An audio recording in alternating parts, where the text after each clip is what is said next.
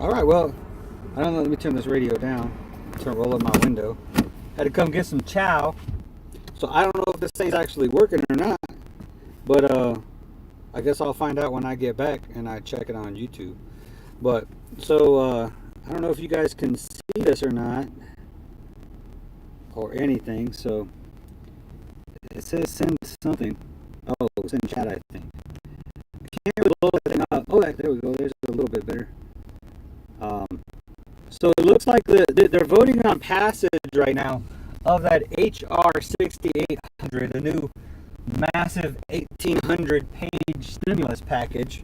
Yeah, I'm driving, so forgive me if I don't look at you. But I just wanted to give this a try because I haven't tried to go live with y'all local. Wow, that sun, right? That's what they call it, the Sun City, right? But hey, I want to go because it just hit me as I'm looking at these votes come in on this new HR 6800. I'm noticing something like the Democrats, there's like 12 of them that have voted against it, right? So usually these votes are like straight party line, boom. Well, the thing, if you remember back the last stimulus package we got, the $2.2 trillion one, where Thomas Massey got up there and demanded a roll call vote, right? So he was asking for people to be held accountable for whether they wanted to vote for that package or not.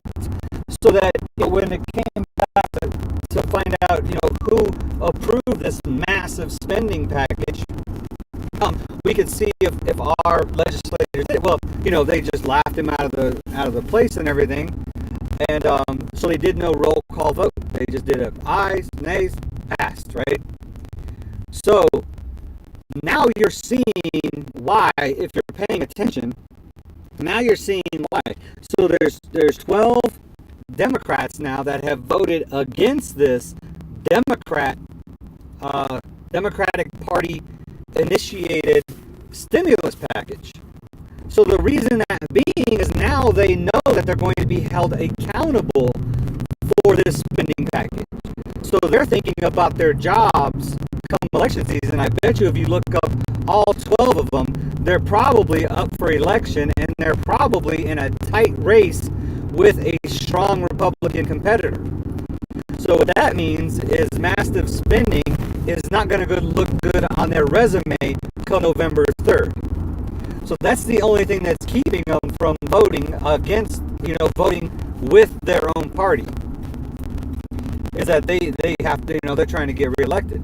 So this is the reason why Thomas Massey was standing up and trying to demand a roll call vote for this stimulus package. So I just wanted to share that with y'all, and so you go, God bless you. Hey, say a prayer tonight, okay? Thank you. And I think that's a key why the Constitution is written the way it is and why they need to be paying attention to those laws. I mean, Massey was standing up for what the Constitution says is the right thing to do, and he got criticized, and even Trump himself, bashed him as being a grandstander and stuff because he's requiring, he's asking for people to be held accountable for their votes when that's what we hire them to do. So I think, okay, Matu's on here, said it's choppy. All right, well, thanks for checking it out for me. I don't know why it's choppy, but it's probably that T-Mobile data service going on out here. What's up, Budsville? How you doing, man? They talking about another. Can you see the little thing in the corner that's got the votes tallying up on it? I can't look down. I'm paying attention to the road. I can talk, but I can't pay attention to the chat. But so I'm just talking about how the vote total. It looks like this thing's going to pass Congress, but it's doubtful that it's going to pass the Senate. And even if it does pass the Senate, the president has already said he's going to veto it. So this thing is 1,800 pages long. That's crazy, man. That's insane. So, but it's another spending package, so it's another paycheck, I guess. But man, it's, you know, eventually this free government money is going to run out, or will it? You know what I mean? It might not. So.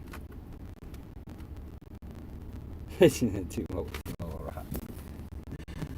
man. So you can't see the little picture in the corner, huh? That's annoying. I got to figure out how to fix that. So let me see what the stats are right now. Yeah, it looks like it's gonna pass. We got 12 Democrats voting no against it, though. So, which is significant. So they're voting against their own party. So that's what that tells me, is that they're probably in a really contested race this November and don't want to get called out on it, on this massive spending bill. You know, when it comes down to election time. So, you know, and it's probably by permission by the powers that be within their parties. You know, it's so annoying, man. I tell you. I mean, that's why I'm libertarian, man. I'm just so tired of it's just party politics. It's not about the people, man. It's no longer about the American people. It's all about, you know, Republicans and Democrats, liberals and conservatives. You know, I'm sorry, but I would say 90% of the United States is a little bit liberal and a little bit conservative. You know what I mean? It's only the government that tries to divide us into one or the other. And you know, it's just got to go, man. Yeah, that money's got to come from somewhere. This was $3 trillion, man. Like 2.2 trillion wasn't enough. You know, it's like, I mean, how much is going to be too much, man? At what point is the spending going to be too much? Just let people go back to frickin' work. Quit violating our constitutional rights to life, liberty, and the pursuit of happiness. The pursuit of happiness means to work, to have your business operating at 100%. Every business, not just what Big Daddy government says is essential. Every business is essential. You know, that's the pursuit of happiness. You know, it's just I get off a 2-hour stream and then I want to go live with y'all while I'm driving down the road. But it's fun, man. You know, we gotta wake up. And we gotta wake up as a country and start letting these people. We can't. It's not just the spending that's not tolerable. It's not just the idiotic laws and rules that you keep making that are intolerable. It's just not the stupid stuff that you keep saying, like essential business or you know, emergency powers. These things don't exist. You know what I mean? There is no such thing as an essential business. You know, a business is a business, and it's yours. You know, it's your business. Where is it even conceivable that the government has any power over the opening and closing of a business? So you know what they do now is, and this happened, I think, in Wisconsin, and I heard the Texas governor actually threatened to do this, that so barbershops are made non-essential. And they said, well, what are you going to do if a barbershop opens? You know, are you going to go in there? And he's like, well, you know, they got to get a license from somewhere. That is exact words the governor used of Texas. They got to get a license from somewhere, because the government is the one who issues the licenses. So basically what they're saying, and this is what happened in Wisconsin, is that you're a non-essential business and you decide to open your doors without permission, we're going to revoke your license, so now you can't legally operate anymore. You know, that's the crybaby schemes that the government uses whenever the people stand up and try to take the power back from the government. This is the stuff that has to end, and the only way it's going to end is when we quit voting for Democrats or Republicans, and we start voting for liberty, and we start telling those in power that we want the power back now. This is for the people. This is a country for the people, by the people, right? Right? It still is that, right? I mean, liberty still isn't a bad word. Freedom isn't a bad word, right? They're still, I mean, these things still feel good on your lips, right? When you say words like freedom and when you say words like liberty, it still sounds good, right?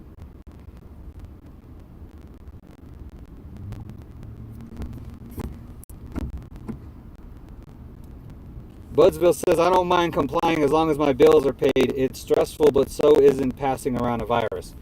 Okay, well, there's ways to not pass around a virus. Or, you know, if you're in fear of getting the virus, then, you know, you just don't go to those businesses that aren't exercising some caution. I'm not saying that businesses should exercise caution. I'm saying it should be up to the business to exercise caution, and then it's up to the freedom of and the liberty of the citizen to decide how much risk they're willing to take by going to whatever business you're deciding to go to, whether it's a barbershop. Why shut down barbershops when people could choose whether they want to risk getting a virus at a barbershop? That we're grown adults. We should be able to choose the level of risk we want within our own life, as you are. So that's my point. And I'm sorry, I believe that there would have been a whole lot less risk taken by people if government would have stayed out of it. If we would have allowed the community to police itself, community leaders to stand up and make recommendations, and businesses to exercise caution on their own without government intervention, then we could have brought communities together and it been a whole lot happier and better time. We would have came out of this whole thing so much better. Now, because government has got involved and stuck their nasty finger into everybody's business, now we have more division, because that's what the media and that's what the government does, is they just cause division. Meanwhile, I look around my community and I see people out walking their dogs, and they say hi to me when I'm riding my bikes, and they're laughing and they're talking about my kids. And I mean, the communities are common unity. I mean, get out in your neighborhood, you know, communities are common unity. People coming together, and government is the enemy of the community. I mean, that they are. They exercise dominion over community through the use of force and the passage of laws.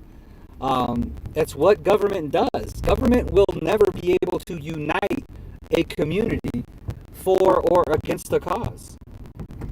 So, you know, I just wanted to test out this. I got to go back and see